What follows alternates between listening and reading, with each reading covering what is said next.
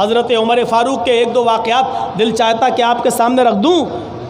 حضرت عمر فاروق پیشاب کر رہے تھے، لگ گیا، ہوتا کبھی کبھی بہت تیز لگتا ہے تو کبھی کبھی گاڑی کھڑی کر کے روک یار روک، بیٹھ جاتے آدمی نالی کے کنارے۔ حضرت عمر فاروق کو بہت تیز پیشاب کی شدت محسوس ہوئی تو حضرت عمر فاروق کے کنارے پہ بیٹھ گئے اور استنجا کرنے لگے۔ ان کا غلام چلاتا ہوا آیا۔ اب سنیے، بڑا عجیب منظر میں آپ کے سامنے پیش کر رہا ہوں۔ ان کا غلام چلاتا ہوا چیختا ہوا آیا، امیر المومنین امیر المومنین۔ اس نے دیکھا نہیں کہ عمر یہ پیشاب کر رہے ہیں، امیر المومنین امیر المومنین امیر المومنین۔ اب حضرت عمر پیشاب کر رہا ہوں، ان کو غصہ آ رہا، کمینہ میں تو پیشاب کر رہا ہوں، چلا رہا امیر المومنین امیر المومنین امیر المومنین۔ بالکل وہی صورت جیسے ہمارا موبائل کھلا ہوا ہو اور میں تقریر کر رہا ہوں، گھنٹی بجنے لگے میں نے کاٹ دیا، پھر گھنٹی بجنے لگے پھر کاٹ دیا، پھر گھنٹی بجنے لگے پھر کاٹ دیا، پھر تقریر شروع پھر بجنے لگا تو غصہ آئے گا، اب روک چاٹ، بار بار کاٹ رہا ہوں تجھے سمجھ میں نہیں آ رہا تیرے، اٹھا کے پھر رکھ دیا۔ حالانکہ غلطی میری ہے، ہم کو بند کر دینا چاہیے، لیکن اس وقت غصہ آئے گا۔ تو حضرت عمر فاروق کو غصہ آ گیا، تو پیشاب کر رہا ہوں، یہ چلا رہا، پیشاب چھوڑ کے تھوڑی جا سکتا ہوں، اور وہ چلا رہا امیر المومنین امیر المومنین۔ یہاں یہ پیشاب کر کے فارغ ہوئے، اس کو چلاتے ہوئے اے کیا ہے، اور گئے اور ایک تھپڑ دیا اس کو، دکھتا نہیں ہے میں پیشاب کر رہا تھا، اٹھایا اور ایک تھپڑ دیا کس کے، جھناڈے دار تھپڑ۔ ہاں بول کیا بات؟ اب غلام تھا، کچھ بول نہیں سکتا تھا، کیا بات؟ کہا یہ ہے یہ ہے یہ ہے، اچھا ٹھیک ہے، یہ کر لو یہ کر لو یہ کر لو، سب کا کام کر دو۔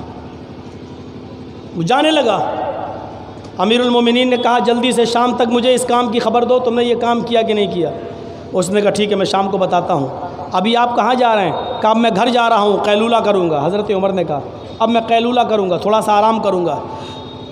اس خادم نے اس غلام کے جملوں پر غور کرو، امیر المومنین گھر جائیے، کھانا کھائیے، کھانا کھانے کے بعد جب آپ تھوڑی دیر کے لیے بستر پر لیٹیں، چادر جب آپ اپنے منہ پر تان لیں تو تھوڑی دیر کے لیے سنجیدگی سے اتنا غور کر لینا کہ یہ ایک تھپڑ جو آپ نے میرے گال پر مارا ہے، یہ آپ نے ناجائز تو نہیں مارا ہے؟ کیا آپ حق پہ ہیں؟ کیا آپ نے یہ تھپڑ مارا یہ آپ کے لیے صحیح تھا؟ تھوڑی دیر کے لیے آپ جب چادر اپنے منہ پہ ڈال لیں تو اتنا سوچ لینا کہ میں نے اپنے خادم اپنے غلام کو جو تھپڑ مارا یہ کوئی ناجائز تھپڑ تو نہیں تھا۔ حضرت عمر فاروق نے کہا میں پیشاب کر رہا تھا، تم نے دیکھا نہیں؟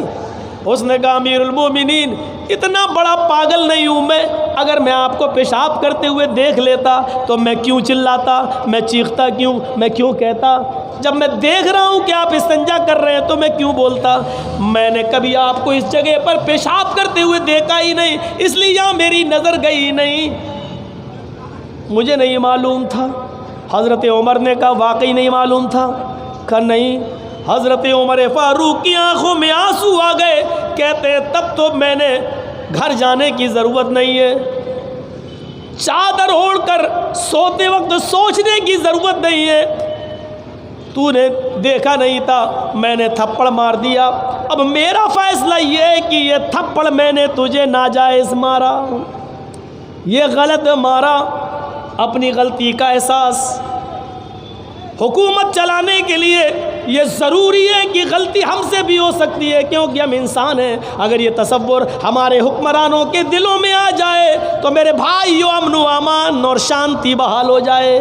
حضرت عمر فاروق رضی اللہ تعالیٰ عنہ نے کہا آئے میرے خادم، جتنی زور سے میں نے تجھے تھپڑ مارا ہے، ان تمام لوگوں کے سامنے میں نے تجھے ذلیل کیا ہے، تھپڑ مارا ہے، ان تمام لوگوں کے سامنے تو بھی مجھے تھپڑ مار۔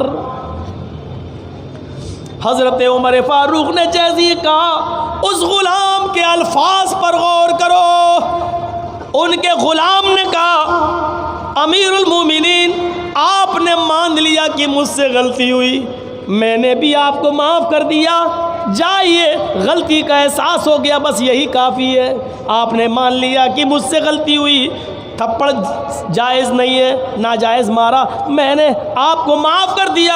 حضرت عمر نے اس کا ہاتھ پکڑا تم اس لیے معاف کر رہے ہو کیونکہ میں تمہارا مالک ہوں، تم میرے غلام ہو، غلام ہو کر اپنے مالک کو مارنا نہیں چاہتے ہو، تم قیامت کے دن مجھ سے بدلہ لے لو گے، اس لیے اسی دنیا میں بدلہ لے لو، میں جانے نہیں دوں گا۔ اس نے کہا میں تمام لوگوں کے سامنے اقرار کرتا ہوں امیر المومنین میں نے آپ کو دل سے معاف کر دیا۔ حضرت عمر نے کہا لوگوں یہ اس لیے معاف کر رہا ہے کیونکہ میں امیر المومنین ہوں اور یہ تم لوگوں کے سامنے مجھے ذلیل نہیں کرنا چاہتا ہے، یہ قیامت کے دن مجھ سے بدلہ لے گا، میں اس کو جانے نہیں دوں گا، آئے میرے غلام تمہیں بدلہ اسی دنیا میں لینا ہوگا۔ اس نے کہا امیر المومنین اب میں جو کام کرنے جا رہا ہوں اس کام کے بعد تمہیں بھی اختیار نہیں ہوگا۔ حضرت عمر نے کہا کیا کام کرنے جا رہے ہو؟ اس نے کہا قسم ہے مجھے اپنے رب کے عزت و جلال کی، میں اللہ کی قسم کھا کے کہتا ہوں میں قیامت کے دن آپ سے بدلہ نہیں لوں گا، میں دل کی گہرائیوں سے آپ کو معاف کر رہا ہوں۔ حضرت عمر نے تمام لوگوں سے کہا لوگوں دیکھو یہ تم سب کے سامنے اللہ کی قسم کھا رہا ہے، اگر قیامت کے دن یہ اپنا انتقام لینے کے لیے کھڑا ہو جائے تو تم سب کو گواہی دینا ہے، اے اللہ اس نے تو تیرا قسم کھا کر تیرا نام لے کر معاف کر دیا تھا، آج یہ غلط بول رہا ہے، آج یہ غلط بول رہا ہے۔ تمام لوگوں کو گواہ بنایا، اس غلام نے تھپڑ نہیں مارا اور یہ کہا کہ میں نے اللہ کی قسم آپ کو دل کی گہرائیوں سے معاف کر دیا، اپنے آپ کو اس کی عدالت میں پیش کر دیا اور کہا کہ تم بھی بدلہ لو۔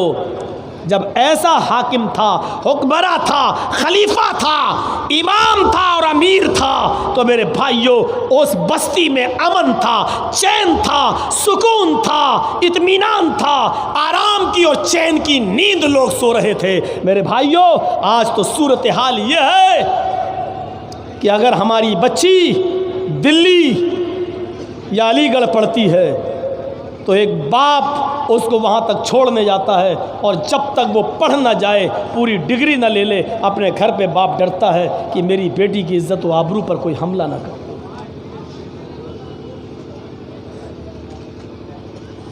امن و امان کون سے واقعات سنیں گے آپ؟ حضرت قاضی شریح، حضرت علی نے ان کو باڈی گارڈ دیے تھے، قاضی شریح کو جو ان کی نگرانی کرتے تھے کہ کوئی یہودی مجوسی عیسائی ان پر حملہ نہ کرے، فیصلہ سنانے میں ماہر تھے۔ ایک دن کوئی بہت ایمرجنسی کیس تھا، اس کی سماعت کر رہے تھے، لوگوں کی بھیڑ عدالت میں لگی ہوئی تھی، لوگ قاضی شریح کے دربار تک پہنچ چکے تھے، ان کی کرسی تک پہنچ چکے تھے، ڈر تھا کہ یہ لوگ کہیں ان کی کرسی تک آ کر ان کو گھیر نہ لیں۔ ایک سپاہی، قاضی شریح کا ایک سپاہی، ایک باڈی گارڈ، ایک دربان لاٹھی نکالتا ہے اور ایک آدمی جو زیادہ آگے بڑھ رہا تھا ان کے قریب قاضی شریح کے جج کے پاس آنا چاہتا تھا، اٹھا کر اس کو بھگانے کے لیے یا اس کو پیچھے کرنے کے لیے ایک ڈنڈا اس کو مارا، چل پیچھے چل چل، اور غور کرو ایک ڈنڈا پڑا، اس نے اسی ڈنڈے کو کھاتے وقت اس یہودی نے فوراً مقدمہ دائر کیا، قاضی صاحب آپ کی آنکھوں کے سامنے مجھے ڈنڈا مارا گیا ہے، مجھے بدلہ چاہیے، مجھے انتقام چاہیے۔ قاضی شریح نے اپنے دربان سے کہا کر گھرے میں کھڑے ہو جاؤ، کھڑا ہو گیا، تم نے اس کو ڈنڈا مارا؟ ہاں مارا۔ کیوں مارا؟ کہ میں آپ کی حفاظت کے لیے آپ کا باڈی گارڈ بن کر کھڑا ہوں اور یہ اتنی تیز دھکے دے دے کر آگے بڑھ رہا ہے، آپ کی حفاظت کرنا یہ میری ذمہ داری ہے۔ انہوں نے کہا حفاظت کی ذمہ داری یہ کہ تم اس کو سمجھاتے، ہاتھ سے پیچھے کرتے، تم نے ڈنڈے کا استعمال کر کے غلط کیا ہے، لہٰذا اس کے ہاتھ میں ڈنڈا دیا جائے۔ اس یہودی کے ہاتھ میں ڈنڈا دیا گیا۔ قاضی شریح نے کہا جتنی زور سے اس نے تجھے مارا ہے میرے دربان کو بھی ایک ڈنڈا مارو۔ اس یہودی نے اس دربان کو ڈنڈا مارا۔ اس روشنی میں میرے بھائیو یو پی کی پولیس آپ کو کیسی لگ رہی ہے؟ اس واقعے کی روشنی میں دلی کی پولیس آپ کو کیسی لگ رہی ہے؟ JNU میں یا جامعہ ملیہ میں لائبریریوں میں گھس کر ٹوائلٹ میں چھپی ہوئی لڑکیوں کو بھی بال پکڑ کر نکالنے والی اور ان کو مارنے والی جینٹس پولیس اس واقعے کی روشنی میں آپ کو کیسی لگ رہی ہے؟ میرے بھائیوں اس بات کو سوچیے اور سمجھیے اور غور کرنے کی ضرورت ہے۔ قاضی شریح نے اپنے باڈی گارڈ اپنے سپاہی کو بھی یہودی کے ہاتھ سے ڈنڈا پڑوایا کہ تم نے کیوں مارا ہے، لاٹھی کیسے چلائی ہے؟ کیا یوگی جی اپنی پولیس سے پوچھیں گے تم نے گولیاں کیسے چلوائی ہیں؟ فیروز آباد کے اندر 20 سے 25 آدمی کیسے مارے گئے ہیں؟ لکھنؤ کے اندر اتنا خون خرابہ کیسے ہوا ہے؟ لاشیں کیسے بہی ہیں؟ تمہیں گولی چلانے کا آرڈر کس نے دیا تھا؟ گولی چلنا تھی تو پہلے پیر پہ کیوں نہیں ماری گئی؟ جو اصول ہیں بھیڑ کو بھگانے کے، گولی تو لاسٹ سٹیج ہے، اس سے پہلے تم نے آنسو گیس کیوں نہیں چھوڑے؟ تم نے لوگوں کو لاٹیاں بھاج کر تتر بتر کیوں نہیں کیا؟ جب گولی چلانے کی نوبت تھی تو تمہیں پہلے پیر پہ گولی مارنا چاہیے۔ پیر پہ گولیاں نہیں لگی، جتنے لوگوں کو گولیاں لگی تو ان کے سینے میں یا ان کے سر میں ہی کیوں لگ رہی ہیں؟ یہ تمام چیزیں حساب و کتاب کی ہیں بھارت کے سنویدھان و قانون کے مطابق، لیکن کیا کریں؟ انصاف کہاں سے ملے گا؟ ہم آہ بھی کرتے ہیں تو ہو جاتے ہیں بدنام، اور تم قتل بھی کرتے ہو تو چرچا نہیں ہوتا۔ میرے پیارے ساتھیوں، ہمیں حضرت قاضی شریح کے انصاف سے سیکھنا پڑے گا۔ اس زمانے کے اندر عدل و انصاف کا ایک پیمانہ یہ بھی تھا، اس لیے امن تھا۔ حضرت علی کی ایک زرہ کھو جاتی ہے، زرہ جو پہن لی جاتی تھی سینے پر تاکہ کوئی تیر دشمن کا نہ لگے، حضرت علی کے زمانے میں ان کی زرہ کھو گئی۔ 6 مہینے کے بعد وہ زرہ ایک یہودی کے ہاتھ میں حضرت علی کو دکھی۔ حضرت علی نے کہا اے یہودی، یہ زرہ تیرے پاس کہاں سے آئی؟ اس نے کہا یہ تو میری ہے۔ حضرت علی نے کہا یہ میری ہے۔ اس نے کہا اے علی، میرے پاس دیکھ کر آپ اپنی کہہ رہے ہیں، آپ جھوٹ بول رہے ہیں۔ حضرت علی نے کہا میں جھوٹ بول رہا ہوں؟ کہا کیا اور کیا، میری چیز کو آپ اپنی چیز کہہ رہے ہیں، میں نہیں دوں گا۔ آپ کو لینا ہے تو جائیے کورٹ سے، عدالت سے لے لیجئے۔ کورٹ، وہ بھی کس کو؟ امیر المومنین کو۔ کیا کہہ رہا ہے؟ کوفہ کے مالک ہیں حضرت علی، کیا کہا جا رہا؟ کورٹ سے لے لو۔ حضرت علی نے اپنی کورٹ میں، اپنی عدالت میں مقدمہ دائر کیا۔ کون جج؟ قاضی شریح۔ کس نے بنایا؟ حضرت علی نے۔ جج کس نے بنایا؟ علی نے۔ جج کون؟ قاضی شریح۔ فیصلہ کس کے حق میں ہو رہا ہے؟ دیکھیے، یہودی کھڑا ہے، علی کھڑے ہیں۔ یہودی حضرت علی سے پوچھا تم نے مقدمہ دائر کیا، بتاؤ پرابلم؟ کہا یہ زرہ میری ہے۔ یہودی سے پوچھا قاضی صاحب نے کیا معاملہ؟ اس نے کہا یہ زرہ میری ہے۔